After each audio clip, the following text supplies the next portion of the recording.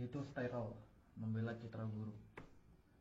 Gambar yang buruk itu adalah salinan bergerak. Kualitasnya jelek, resolusinya di bawah standar. Saat dipercepat, kualitasnya memburuk. Itu adalah bayangan gambar, pratinjau, gambar bini, ide yang keliru, gambar keliling yang didistribusikan secara gratis, diperas melalui koneksi digital yang lambat, dikompresi, direproduksi, dirobek, diremix, serta disalin dan ditempel ke saluran distribusi lain. Citra berkualitas rendah adalah kain lusuh atau sobekan sebuah AVI atau JPEG. Kaum proletar rendahan dalam masyarakat kelas penampilan yang diberi peringkat dan dinilai berdasarkan resolusinya. Citra berkualitas rendah telah diunggah, diunduh, dibagikan, diformat ulang, dan diedit ulang. Ini mengubah kualitas jadi aksesibilitas, nilai pameran jadi nilai kultus, film jadi klip, kontemplasi menjadi gangguan.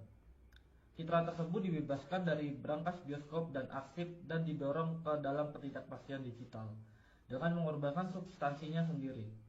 Citra berkualitas rendah cenderung ke arah abstraksi. Ia adalah ide visual dalam proses pembentukannya. Citra buruk tersebut merupakan generasi kelima yang ilegal, gambar asli yang terdistorsi. Silsilahnya meragukan. Nama filenya sengaja salah ija. Seringkali gambar ini melanggar warisan budaya, budaya nasional, atau bahkan hak cipta. Gambar ini diwariskan sebagai umpan, jebakan, indeks, atau sebagai pengingat akan bentuk visualnya di masa lalu. Gambar ini mengejek janji-janji teknologi digital. Tidak hanya seringkali terdegradasi hingga hanya menjadi buram yang terburu-buru. Bahkan orang pun ragu apakah gambar ini masih bisa disebut gambar sama sekali. Hanya teknologi digital yang mampu menghasilkan gambar yang begitu buruk seperti ini. Gambar yang buruk adalah hal yang lazim di zaman sekarang. Gambar-gambar yang terbuang dari layar, puing-puing produksi audiovisual, sampah yang terdampar di pantai ekonomi digital. Mereka menjadi saksi atas dislokasi, transfer, dan permintaan gambar yang penuh kekerasan. Percepatan dan peredarannya dalam siklus ganas kapitalisme audiovisual. Gambar-gambar yang buruk diseret ke seluruh dunia sebagai komoditas atau perwujudannya, sebagai hadiah atau sebagai anugerah. Mereka menyebarkan kesenangan atau ancaman kematian, teori konspirasi atau bajakan, perlawanan atau kebodohan. Gambar-gambar yang buruk menunjukkan hal yang langka, yang jelas, dan yang tak terbayangkan, yaitu jika kita masih mampu menguraikannya. 1. Resolusi rendah. Dalam salah satu film Woody Allen, karakter utamanya tampak buram. Ini bukan masalah teknis, melainkan semacam penyakit yang menimpanya. Citranya selalu kabur. Karena karakter Allen adalah seorang aktor, ini menjadi masalah besar. Ia tidak dapat menemukan pekerjaan. Kurangnya kejelasan citranya berubah menjadi masalah misteri. Kejernihan diidentifikasi sebagai posisi kelas, posisi yang nyaman dan istimewa. Sementara keburaman menunjukkan nilai seseorang sebagai sebuah citra. Namun, hierarki gambar kontemporer tidak hanya didasarkan pada ketajaman, tetapi juga dan terutama pada resolusi. Lihat saja toko elektronik manapun dan sistem ini, yang dijelaskan oleh Harun Faroqi dalam sebuah wawancaranya yang penting tahun 2007 menjadi sangat jelas. Dalam masyarakat gambar, peran sebagai toko unggulan. Di toko unggulan, sinema mengambil produk-produk kelas atas dipasarkan dalam lingkungan yang mewah. Turunan yang lebih terjangkau dari gambar yang sama beredar sebagai DVD, di televisi siaran atau daring, sebagai bentuk yang berkualitas buruk. Jelas, gambar beresolusi tinggi terlihat lebih cemerlang dan mengesankan, lebih mimikri dan magis, lebih menakutkan dan menggoda daripada gambar yang buruk. Bisa dibilang, gambar beresolusi tinggi lebih kaya. Kini, bahkan format konsumen pun semakin beradaptasi dengan selera para pencinta film dan penikmat estetika yang bersikeras menggunakan film 35 mm sebagai jaminan visualitas yang murni. Penekanan pada film analog sebagai satu-satunya media yang penting secara visual bergema di seluruh wacana tentang sinema, hampir tanpa mempedulikan nuansa ideologisnya. Tidak pernah menjadi masalah bahwa ekonomi produksi film kelas atas ini dan masih berakar kuat dalam sistem budaya nasional, produksi studio kapitalis, kultus kejeniusan yang sebagian besar laki-laki dan versi asli dan karenanya seringkali konservatif dalam struktur dasarnya. Resolusi diagungkan seolah-olah ketiadaannya sama dengan pengibirian sang pengarang. Pemujaan terhadap ukuran film mendominasi bahkan produksi film independen. Citra yang kaya tersebut menciptakan hierarki tersendiri dengan teknologi baru yang menawarkan semakin banyak kemungkinan untuk secara kreatif merusak citra tersebut. 2. Kebangkitan sebagai gambaran yang buruk. Namun, bersikeras pada penggunaan gambar yang kaya juga memiliki konsekuensi yang lebih serius. Seorang pembicara dalam konferensi esai film baru-baru ini menolak untuk menampilkan cuplikan dari karya Humphrey Jennings karena tidak tersedia proyektor film yang memadai. Meskipun pembicara memiliki pemutar DVD dan proyektor video standar, para hadirin dibiarkan membayangkan seperti apa tampilan gambar-gambar tersebut. Dalam kasus ini, ketidakjelasan gambar tersebut disebabkan oleh kurang lebih bersifat sukarela dan berdasarkan premis estetika. Tetapi hal ini menjadi padanan yang jauh lebih umum berdasarkan konsekuensi kebijakan neoliberal. 20 atau bahkan 30 tahun yang lalu, restrukturasi neoliberal produksi media mulai perlahan-lahan mengaburkan citra non-komersial, hingga pada titik di mana sinema eksperimental dan esai hampir tidak terlihat. Karena jadi sangat mahal, biaya untuk terus memutar karya-karya ini di bioskop sangat mahal, sehingga dianggap terlalu marginal untuk ditayangkan di televisi. Dengan demikian, karya-karya tersebut perlahan menghilang bukan hanya dari bioskop, tetapi juga dari ruang publik.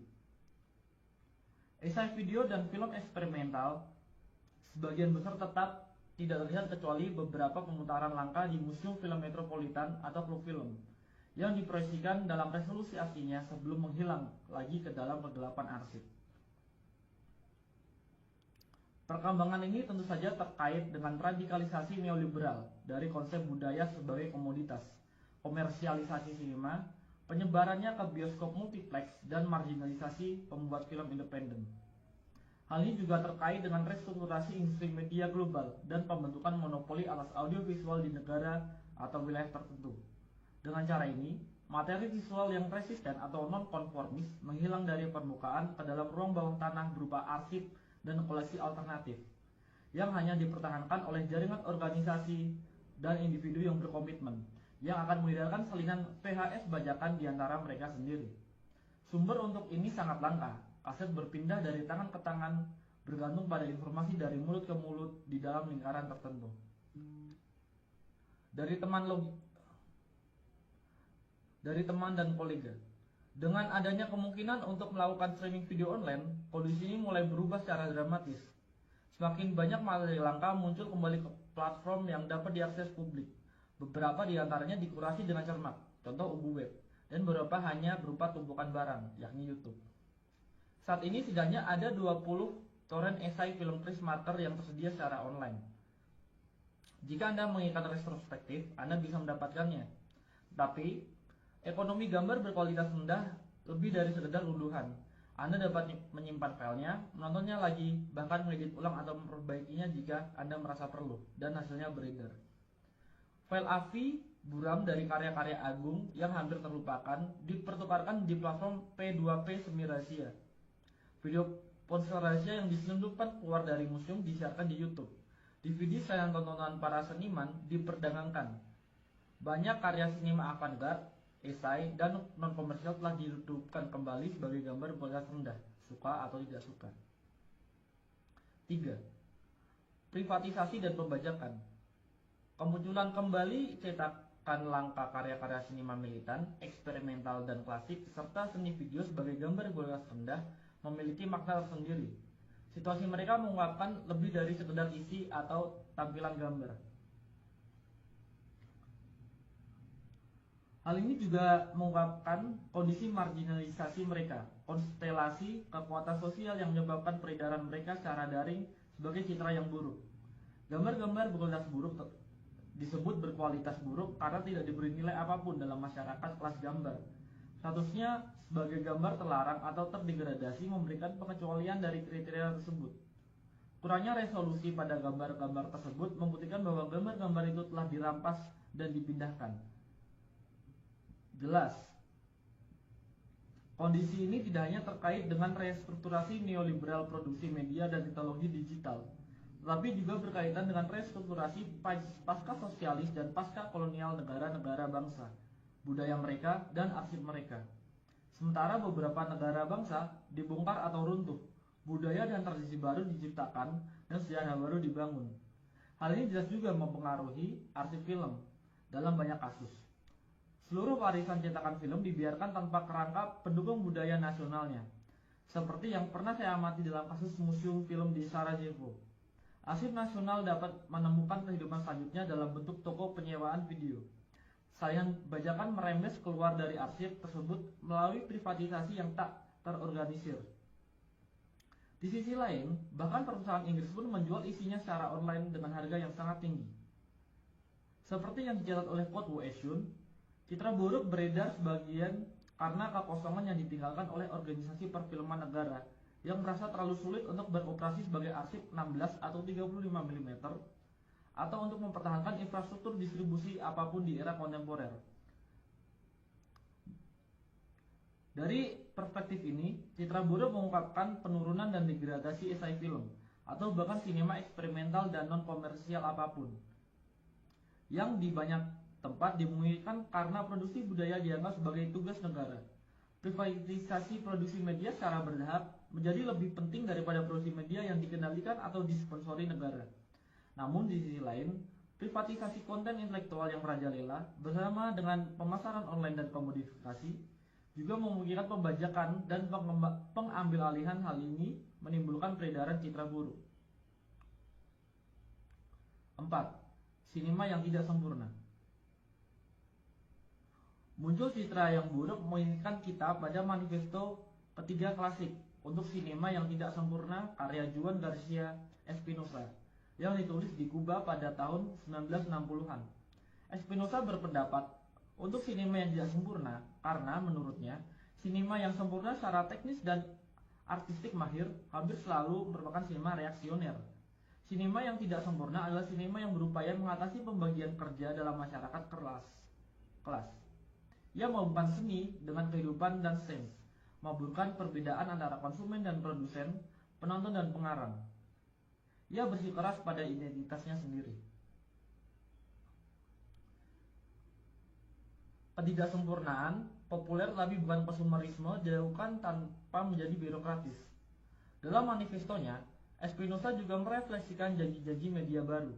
Ia dengan jelas memprediksi bahwa perkembangan teknologi video akan membahayakan posisi elitis para pembuat film tradisional dan memungkinkan semacam produksi film massal, seni rakyat. Seperti ekonomi gambar yang buruk, sinema yang tidak sempurna mengurangi perbedaan antara penulis dan penonton serta menggabungkan kehidupan dan seni. Yang terpenting, visualitasnya sangat terkompromikan, buram, amatir, dan penuh artefak. Dalam beberapa hal, ekonomi citra yang buruk, hal ini sesuai dengan deskripsi sinema yang tidak sempurna. Sementara deskripsi sinema yang sempurna lebih mewakili konsep sinema sebagai toko unggulan. Namun, sinema yang tidak sempurna, yang nyata dan kontemporer, jauh lebih ambivalen dan afektif daripada antisipasi Espinosa. Di satu sisi, ekonomi gambar berkelas rendah dengan kemungkinan distribusi global yang langsung dan etika remix dan apropriasi memungkinkan partisipasi kelompok produsen yang jauh lebih besar daripada sebelumnya. Namun, ini tidak berarti bahwa peluang-peluang ini hanya digunakan untuk tujuan progresif. Ujar kebencian, spam, dan sampah lainnya juga menyebar melalui koneksi digital. Komunikasi digital juga telah menjadi salah satu pasar yang paling diperebutkan. Sebuah zona yang telah lama mengalami akumulasi modern baru yang berkelanjutan dan upaya privatisasi besar-besaran, dan sampai batas tertentu berhasil. Jaringan tempat beredarnya gambar-gambar buruk tersebut jadi platform bagi kepentingan bersama yang baru dan rapuh, sekaligus medan pertempuran bagi agenda komersil dan nasional. Jaringan tersebut memuat materi eksperimental dan artistik, tetapi juga sejumlah besar pornografi dan paranoia. Meskipun wilayah citra berkualitas rendah memungkinkan akses ke citra yang terpinggirkan, wilayah ini juga dipenuhi oleh teknik komodifikasi paling canggih. meskipun memungkinkan partisipasi aktif pengguna dalam pembuatan dan distribusi konten. Platform ini juga melibatkan mereka dalam produksi. Pengguna menjadi editor, kritikus, penerjemah, dan penulis bersama dari gambar-gambar berkualitas rendah. Dengan demikian, gambar yang buruk adalah gambar yang populer, gambar yang dibuat dan dilihat oleh banyak orang. Mereka mengekspresikan semua kontradiksi dari kerumunan kontemporer, oportunisme, narsisme, keinginan akan otonomi dan kreasi, ketidakmampuan untuk fokus atau mengambil keputusan, kesiapan konstan untuk melanggar dan sekaligus tunduk. Secara keseluruhan, citra-citra buruk tersebut menyajikan gambaran sekilas tentang kondisi afektif kerumunan, neurosis, paranoia, dan ketakutan, serta keinginan akan intensitas kesenangan dan pengalihan perhatian. Kondisi citra-citra tersebut ini bukan hanya tentang transfer dan peformatan ulang yang tak terhitung jumlahnya, tapi juga tentang banyaknya orang yang cukup peduli untuk mengkonversinya berulang kali, menambahkan subtitle, mengedit ulang, dan mengunggahnya. Dalam konteks ini, mungkin kita perlu mendefinisikan ulang nilai sebuah gambar, atau lebih tepatnya menciptakan perspektif baru untuknya. Terlepas dari resolusi dan nilai tukar, kita dapat membayangkan bentuk nilai lain yang didefinisikan oleh kecepatan, intensitas, dan penyebaran. Gambar yang buruk adalah buruk karena sangat terkompresi dan menyebar dengan cepat. Gambar tersebut kehilangan materi dan memperoleh kecepatan. Tetapi gambar tersebut juga mengekspresikan kondisi dematerialisasi yang tidak hanya dimiliki oleh warisan seni konseptual, tetapi terutama oleh mode produksi semiotik kapital, seperti yang dijelaskan oleh Felix Guattari, mendukung penciptaan dan penyebaran paket data yang ringkas dan fleksibel yang sangat diintegrasikan ke dalam kombinasi dan rangkaian yang semakin baru. Penyederhanaan konten visual ini, konsep yang sedang terbentuk dari gambar, menempatkan dalam suatu perubahan informasi umum dalam ekonomi pengetahuan yang merubah gambar dan keterangannya keluar dari konteks ke dalam pusaran deteritorialisasi kapitalis permanen. Sejarah seni konseptual menggambarkan hal ini dematerialisasi objek seni, pertama-tama sebagai gerakan perlawanan terhadap nilai fetisisme visibilitas. Namun kemudian, objek seni yang telah didematerialisasi ternyata sangat cocok dengan semiotisasi kapital. Dan dengan demikian, dengan arti tertentu, pergeseran konseptual citra buruk. Dalam kapitalisme, citra buruk juga mengalami ketegangan serupa. Di satu sisi, ia beroperasi melawan nilai fetisisme resolusi tinggi. Di sisi lain, justru nilai mengapa ia akhirnya terintegrasi sempurna ke dalam kapitalisme informasi yang berkembang pesat pada rentang perhatian yang terkompresi, pada kesan daripada impresi, pada estetisas daripada kontemplasi, pada pratinjau daripada pemutaran. 5. Kawan, bagaimana ikatan visual Anda hari ini? Namun, secara bersamaan, terjadi pembalikan paradoks. Peredaran gambar-gambar berkualitas rendah menciptakan sebuah sirkuit yang memenuhi ambisi awal sinema militan dan beberapa esai dan eksperimental untuk menciptakan ekonomi gambar alternatif. Sebuah sinema yang tidak sempurna yang ada di dalam maupun di luar dan di bawah arus media komersial. Di era berbagi file, bahkan konten yang terpinggirkan pun beredar kembali dan menghubungkan kembali audiens yang tersebar di seluruh dunia. Citra buruk tersebut dengan demikian membangun anonimitas. Jaringan global menciptakan sejarah bersama. Ia membangun aliansi saat menyebar, memicu menerjemahkan atau salah tafsir, dan menciptakan publik serta debat baru. Dengan kehilangan substansi visualnya, ia mendapatkan kembali sebagai kekuatan politiknya dan menciptakan aura baru di sekitarnya. Aura ini tidak lagi didasarkan pada kekekalan asli, tetapi pada sifat sementara salinannya. Ia tidak lagi berlabuh ke dalam ruang publik klasik yang dimediasi dan didukung oleh kerangka negara bangsa atau korporasi, tetapi mengambang di permukaan kumpulan data yang sementara dan meragukan. Dengan terlepas dari kasanah perfilman konvensional, karya ini terdorong ke layar-layar baru dan sementara yang dirangkai oleh keinginan para penonton yang tersebar. Oleh karena itu, peredaran gambar-gambar yang buruk menciptakan ikatan visual. Demikian juga Vertov pernah menyebutnya. Ikatan visual ini menurut Vertov dimaksudkan untuk menghubungkan para pekerja di seluruh dunia satu sama lain. Ia membayangkan semacam bahasa adamik visual komunis yang tidak hanya dapat memberi informasi atau menghibur, tapi juga mengorganisir para penontonnya. Dalam arti tertentu, mimpinya telah menjadi kenyataan, meskipun sebagian besar di bawah kekuasaan kapitalisme informasi global yang audiensnya terhubung hampir secara fisik melalui kegembiraan bersama keselarasan afektif dan kecemasan. Namun, ada juga peredaran dan produksi gambar berkualitas rendah yang dihasilkan oleh kamera ponsel, komputer rumahan, dan bentuk distribusi yang tidak konvensional. Koleksi optiknya, penyusunan kolektif sebagai file atau sirkuit distribusi akan rumput, mengungkapkan hubungan yang tidak menentu dan kebetulan antara para produsen dimanapun yang secara bersamaan membentuk audiens yang tersebar. Peredaran gambar-gambar berkualitas buruk memicu baik jalur perakitan media kapitalis maupun ekonomi audiovisual alternatif. Selain banyak kebingungan dan penyeranan, hal ini juga berpotensi menciptakan gerakan pemikiran dan pengaruh yang mengganggu.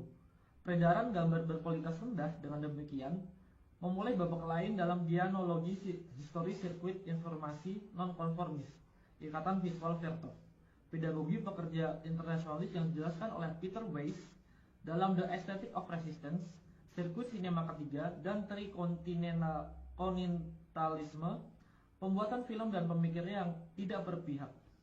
Gambar berkualitas rendah, betapapun ambivalennya statusnya, dengan demikian mengambil tempat dalam dianologi pamflet yang disalin karbon, film agitprop kereta api, majalah video bawah tanah, dan materi non-konformis lainnya, yang secara estetika sering menggunakan materi berkualitas rendah. Selain itu, hal ini juga mengaktualisasikan kembali banyak gagasan historis yang terkait dengan sirkuit-sirkuit ini.